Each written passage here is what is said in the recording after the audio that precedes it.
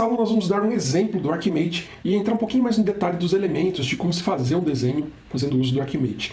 E a ferramenta que você deve utilizar para fazer desenhos do Archimate é essa aqui. Eu vou te recomendar o Archimate Tool.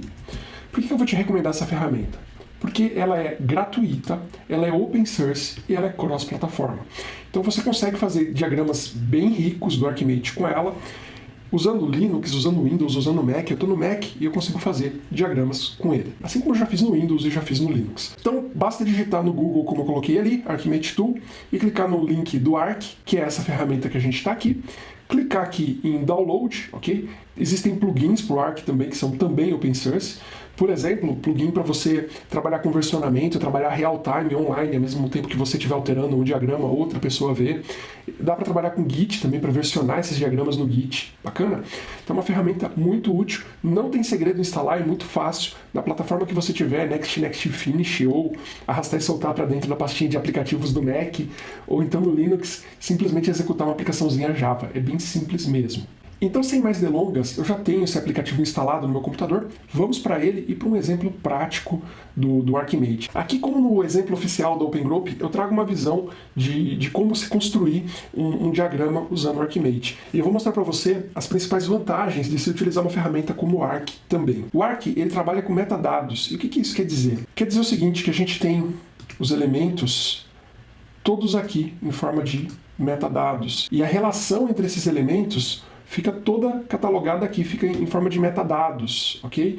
Que eu posso gerar N visões diferentes, N diagramas como esse aqui, diferente, poderia ter um só de negócio, um só de aplicação, fazer o link entre eles e essa visão ser isolada. A gente pode ter uma visão de negócio muito grande, muito cheia de elementos, muito detalhada. E aí você linkar tudo isso, visão de aplicação, visão de infraestrutura, visão de tecnologia, tudo isso fica complicado de você ler, fica um diagrama muito grande. Então, por isso que é legal você trabalhar com metadado. Uma vez que você vai linkando, correlacionando os elementos, depois você consegue usar, por exemplo, esse carinha aqui, que é o Visualizer, e através dele você consegue identificar toda a ligação entre um determinado tipo de elemento. Eu vou fixar ele aqui também, vamos lá. Vou colocar ele aqui, ó. E aí, uma vez que eu clico em algum elemento, ele dá toda a relação entre vendas aqui, né, usuário de vendas, e um último elemento, ok? Ele dá toda a relação dos elementos. E eu posso colocar aqui nível de profundidade. Se eu colocasse até o nível 6, vai trazer tudo, né? Vai trazer todos os elementos. Então acaba ficando meio complicado. Mas você consegue explorar em 2 níveis, por exemplo. À medida que você der 2 cliques em um elemento desse, você navega para ele e vai mais a fundo nele. Bacana? Então, com isso aqui você consegue navegar da infraestrutura até o cliente. E isso que é legal do Archimate Tool, porque ele te deixa trabalhar com toda essa correlação através de metadados. Por isso que não é legal aqui, por exemplo, você utilizar o Kaku. Se você utilizar o Kaku para fazer diagramas do Archimate, eles vão ser imagens. Você não vai conseguir fazer esse correlacionamento. Vai dar muito trabalho você abrir um diagrama, depois abrir outro e outro e outro, para chegar nessa visão correlacionada das coisas. Então o Archimate Tool é ideal para isso. Bom, uma vez que eu falei as vantagens, né, e o porquê da gente ter uma outra ferramenta para diagramas, agora eu vou explicar para você esse diagrama para você entender como fazer um. Eu vou mostrar também os principais elementos que a gente utilizou aqui, e que são os mais comuns mesmo. E vamos lá, como fazer de uma forma fácil e inteligente um diagrama do Archimate. Bem, a gente tem aqui, para começar, um ator. É legal a gente sempre começar pelo ator. E aqui a gente de cara tem um problema, porque o meu ator deveria estar aqui em cima, né? Deveria ser da esquerda para a direita e de cima para baixo. Lembra do conceito geral? Já deveria ser assim, de cara deveria ser assim. Embora as coisas estejam bem alinhadinhas, esteja harmônico esse desenho, né? As cores não estão fortes demais. Pode perceber que eu usei aqui um azul e azul, né? O mesmo azul aqui do texto é o azul da borda. A mesma coisa eu fiz aqui para o amarelinho, para o verdinho. Eu tentei manter uma certa harmonia entre as cores aqui. Os conectores eu deixei uma cor mais sutil. Então, assim, eu acho que o único ponto mesmo é que esse elemento poderia estar aqui para cima, ficaria melhor. Bom, não vou mexer nisso agora, vamos entender o diagrama, que é o que importa nesse momento. Então a gente tem o vendedor, esse elemento é o elemento ator, é esse elemento aqui. Quando eu clico aqui e coloco o carinha aqui, né, essa caixinha aqui, eu posso dar um nome para esse ator. E o ator, ele pode ser, lembra, ele é o quem, né? Ele pode ser uma pessoa propriamente dita, ele pode ser uma área, ele pode ser qualquer coisa relacionada a um ator, como se fosse um ator de um caso de uso, por exemplo. Ele é uma pessoa mesmo, uma área, um grupo de pessoas. É isso que é o ator. Em geral, a gente coloca um alguém, ou então uma abstração de alguém, né? Eu tenho, por exemplo, um vendedor. Aqui, ó, ficaria melhor se a gente tivesse literalmente assim, ó, vendedor, tá? Para ficar redondo mesmo esse diagrama. Aí nós temos um papel, o papel de atendimento. O atendimento não necessariamente é feito por um vendedor. Ele poderia ser feito por outras pessoas. Por exemplo, um gerente, o proprietário da empresa pode fazer um atendimento. Então a gente pode ter N atores linkados aqui com esse papel. E para linkar a gente precisa usar esse conector aqui. Esse conector é o conector de assinar, tá? Ele assina um papel. Então a gente está falando aqui que o nosso ator vendedor assina um papel de atendimento. E o papel de atendimento pode fazer N coisas dentro de um sistema. A gente está ilustrando que ele consome um serviço de vendas, ok? E aí mostrando uma maneira bem interessante de você fazer esses links aqui que eu fiz, eu vou colocar uma caixinha isolada aqui do lado, que é literalmente aqui, da Role, tá? Esse aqui é o papel que o usuário executa dentro da empresa. E a gente tem um último elemento ali que é tipo uma elipse, que é o nosso serviço. E aí, para a gente fazer a ligação entre esses elementos, olha o que eu uso, a varinha mágica. Por que eu uso a varinha mágica? Porque ela me possibilita ligar um elemento no outro e falar aqui qual é a ligação que eu posso fazer, quais são os conectores possíveis entre um elemento e outro. E ele traz aqui por relevância, ok? O primeiro e mais utilizado aqui é o assinado para. E ele traz aqui por relevância de conector, ok? O mais comum, o mais utilizado aqui é o assinado, ok? Então nós temos um ator assinando um papel. Depois aqui, de novo, varinha mágica entre papel e serviço. O que a gente normalmente tem? A gente tem normalmente um serviço apontando para um papel, servindo a um papel. Então, ele é servido por. Ele não serve, ok? A gente poderia usar o service aqui, mas é o contrário, ele é servido por. Então, normalmente a setinha de um serviço é na direção contrária de quem utiliza ele. Fica um pouquinho estranho, né? Parece que você queria dizer que o papel vai para o serviço ou consome o serviço, mas dizer que o papel aqui consome o serviço é literalmente a setinha assim, ok? É isso que a gente está querendo dizer, que o serviço ele serve ao papel. O nome dessa setinha aberta aqui no Archimate é Service. Tá bom? Então, o serviço serve ao papel. E aí, voltando aqui para o nosso diagrama, a gente está falando que o serviço de vendas serve ao papel atendimento, que é assinado pelo vendedor, ok? E esse serviço, ele é realizado, o pontilhadinho assim, ó, com a setinha aberta na ponta, é a realização. Ou seja, esse processo, que é um processo de vendas, ele realiza esse serviço. Ele possibilita que o nosso vendedor chegue através desse papel de atendimento ao processo de vendas, ok? Então, esse serviço aqui ele é um facilitador, ele é a porta de entrada do processo. Por isso que a gente fala que esse aqui é um elemento de conexão. O serviço aqui ele serve literalmente para ligar um conjunto de objetos a outro. Bacana? E aí, dentro de um processo como esse, a gente pode ter subprocessos. E aqui a gente tem aqui abordar o cliente, que dispara essa setinha aqui preenchida na ponta, é um trigger. Ele dispara fazer oferta, que por sua vez dispara realizar o fechamento da venda. E como resultado desse processo do fechamento da venda, eu tenho um objeto físico ali, que é a minha nota fiscal, que o cliente vai receber depois. Essa nota fiscal ela tem uma relação direta com a minha tabela de nota fiscal do meu sistema. A gente está falando aqui de um sistema ERP.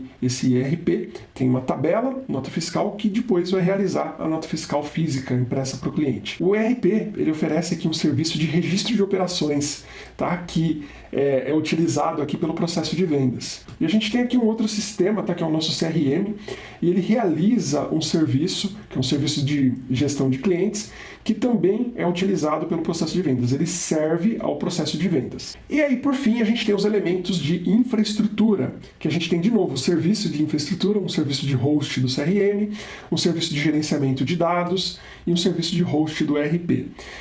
Quem realiza o serviço de host do ERP é o servidor do ERP, que tem um Windows ali, por exemplo, com .NET instalado dentro dele. Essa bolinha aqui indica software, ok? Indica software. E aí a gente tem aqui dentro os dois sistemas. Para o gerenciamento de dados, a gente tem um RDBMS, no caso aqui a gente falou que tem um servidor Oracle de database. E nele a gente tem um Red Hat e o Oracle Database instalado dentro dele. E por fim a gente tem um servidor de CRM, que também tem um Red Hat e tem um Java 8 instalado nele. Então percebe que a gente criou aqui uma visão de infraestrutura, de aplicação e de negócio, com tudo ligado. E talvez você esteja se perguntando como eu consegui fazer ficar com essa corzinha bonitinha aqui. Não tem segredo, tá? É que o natural são essas cores aqui. Se você puxar esses elementos para cá, você vai ver os elementos com essas cores aqui. Basta você dar 2 cliques e vir aqui em aparência, você consegue facilmente mudar a cor. Bacana? Você clicou aqui e deixa ali mais clarinho, por exemplo, aquela cor, e pronto, tá? Ele já fica ali aplicado ao teu elemento. Você consegue fazer isso para cada um dos elementos. Bem fácil. Como eu falei, 2 cliques, entrou em propriedade, você vai em aparência, você consegue mudar a cor da fonte, a cor da caixinha, a cor da linha quando você tiver um conector, ok? Deu 2 cliques aqui. Ele traz também aqui a cor da linha, por exemplo, tá? Bem fácil de verdade. Outra coisa que você pode fazer dando 2 cliques é colocar mais informações. Por exemplo, você colocou aqui o Windows, poderia colocar qual que é o código serial desse Windows aqui. Você poderia vir aqui em main e colocar licença XPTO, o número da licença do Windows. Você poderia catalogar nesse nível de detalhe, falar qual que é a licença do Windows que a gente tem instalado naquele servidor. Bacana, então esses elementos que a gente mostrou são os mais comuns, os mais utilizados dentro de um diagrama Archimate. Para negócio a gente tem processo, é muito comum você usar processo ou funções de negócio. É comum você colocar também evento, que é esse elemento aqui, tá? Esse elemento aqui serve para você indicar que alguma coisa dispara esse evento de negócio. Poderia ser por tempo. Por exemplo, de tempos em tempos eu faço uma cobrança automática. Chega no meu 5º dia útil, eu executo uma cobrança para todos os clientes que têm vencimento no 5º dia útil. Ou eu tenho ali um processo de pagamento, que acontece a partir também de um evento de tempo. Uma integração de negócio externo, uma variação de dólar, cambial. Você pode colocar um evento de negócio disparando aqui alguma ação de negócio também dentro aqui dessa visão, ok? É amplamente factível e comum utilizar esses elementos. Como eu falei, a gente tem um objeto de negócio, isso aqui são coisas meio que físicas, né? Coisas que o negócio utiliza. Poderia ser uma planilha Excel também, ok, não tem problema, poderia ser, desde que fosse uma coisa usada e implementada, desenvolvida manualmente pelo negócio, pelas pessoas ou por um processo de negócio. Entenda que isso aqui é um elemento quase físico, é um negócio que realmente é utilizado ali diretamente pelo teu ator, tá? Ele é devolvido para o teu ator ou ele é impresso e dado ali na mão do teu ator. Então, fora isso, a gente tem também muito utilizado serviço de negócio. Esse elemento aqui ele serve para fazer a ligação entre um processo, entre um objeto desse tipo aqui e qualquer outra coisa, qualquer outro tipo de elemento. O serviço ele serve como um objeto efetivamente de ligação entre elementos, tá? E entre camadas também. A gente tem aqui um exemplo de um serviço de aplicação suportando aqui um negócio. Também é utilizado. Outros elementos extremamente utilizados são aqui o papel, extremamente comum para você não colocar tipo um usuário diretamente usando aqui um serviço.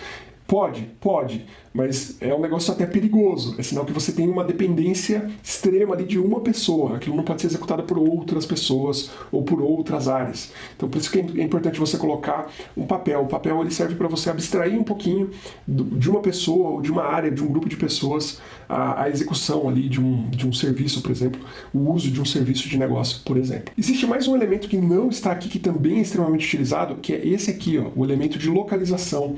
E esse elemento aqui indica aonde você está. Você pode estar na internet, você pode estar home, enfim.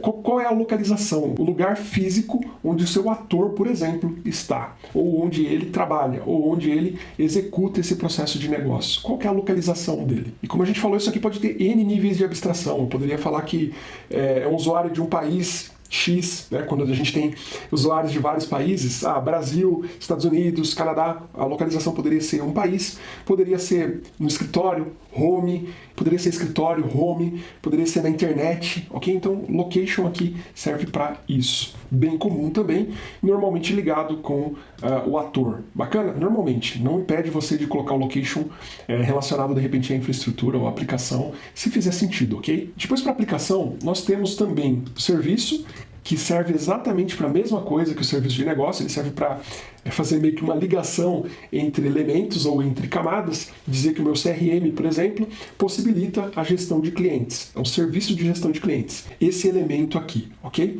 Ele está representando o nosso serviço de ligação entre o nosso sistema, que é esse elemento aqui, com esse formato, bacana, e esse elemento aqui que é o nosso processo de vendas. Para a aplicação, se eu quiser também representar os processos internos de uma aplicação, o que a aplicação faz? Por exemplo, ela carrega um arquivo, executa a leitura de um determinado arquivo e devolve dados para uma tabela. Eu poderia fazer a mesma coisa que eu fiz aqui com o negócio, para a aplicação, mas com o viés da aplicação. O que a aplicação faz? O que a aplicação executa?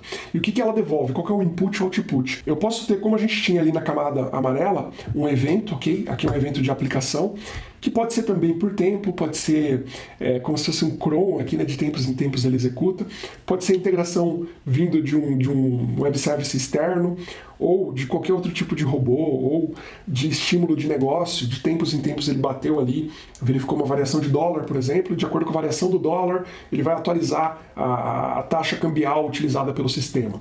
Pode ser, ok? De acordo com a variação cambial, que poderia ser até um evento de negócio linkado a um evento de aplicação. Um evento pode estar ligado ao outro, pode disparar o outro. Isso aí também totalmente factível, plausível, ok? Como a gente falou, a gente tem aqui também processos de negócio, e aqui pode trabalhar desse jeito aqui também, ok? Colocando vários subprocessos, um ligado no outro, para representar, né, para entrar um pouquinho mais no detalhe do que aquele processo de negócio faz. Ele pode ser disparado por um evento, como esse aqui, ó, ele triggers o teu processo de negócio, ele pode ter uma composição aqui dentro. E aí, para um processo de aplicação, normalmente você tem que ter aqui uma aplicação propriamente dita. E para fazer a ligação entre o processo de negócio e a aplicação, a gente usa normalmente esse conector aqui, tá? De assinar, ok? Então, a minha aplicação assina um processo que, de repente, foi disparado aqui por um evento. Legal? Bem, então a gente viu que a gente tem aqui também elementos de software, tá? Que pode ser, por exemplo, uma planilha, um arquivo de texto que é gerado, por exemplo, pela aplicação. Então, quando eu estou falando que está ligada diretamente à minha aplicação, é um arquivo que foi gerado pela minha aplicação, é uma planilha que foi gerada pela minha aplicação ou que foi recebida pela minha aplicação para ser processada, eu posso usar com o meu Data Object, que é esse elemento aqui. Bacana? É o mesmo que está ali na tabela. Então, poderia ser uma tabela, poderia ser um conjunto de tabelas, poderia ser um arquivo, etc. Uma imagem, qualquer coisa que a aplicação ou gerar ou for utilizar. Então vamos apagar esse elemento aqui e vamos para os elementos de tecnologia, que são esses aqui. O que é mais comum você ter em tecnologia, e você normalmente começa um desenho de tecnologia, pelo nó, que é esse quadradinho aqui. O nó, ele é uma camada grande de tecnologia. Normalmente você pode usar o nó para representar tipo uma cloud, uma AWS, uma Azure. Ele representa ali efetivamente uma coisa maior. E dentro dela você pode colocar máquinas, equipamentos, que são esses elementos um pouquinho menores aqui, que são os devices. E dentro de devices você pode colocar software, que é representado por esse terceiro elemento aqui. Bacana? E aí é legal que essa camada de tecnologia, ela também tem os elementos que a gente falou aqui de evento, de processo, de função. Por que ela tem esses três elementos aqui? Para a gente conseguir representar da mesma maneira que a gente representou na camada de aplicação e de negócio, eventos que podem acontecer na camada de tecnologia, ok? Que pode ser N eventos, por exemplo, uma falha no servidor, a substituição de um servidor, ou então um evento de carga excessiva no servidor. Começou a sobrecarregar o servidor, eu vou criar um outro container.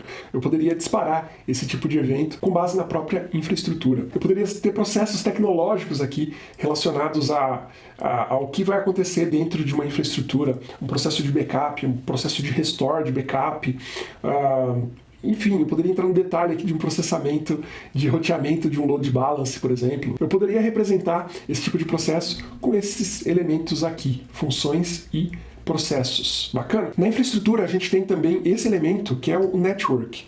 Então ele indica aqui comunicação entre essa máquina e essa máquina, ou então até mesmo indicando que essa aplicação está em uma determinada rede e essa aqui está em outra rede. Então existem empresas que têm ali N redes, e essas redes elas podem se falar. E de novo você pode usar a varinha mágica para salvar a tua pele aqui em relação a criar as comunicações. Normalmente, entre uma rede e outra, se usa associação, ok?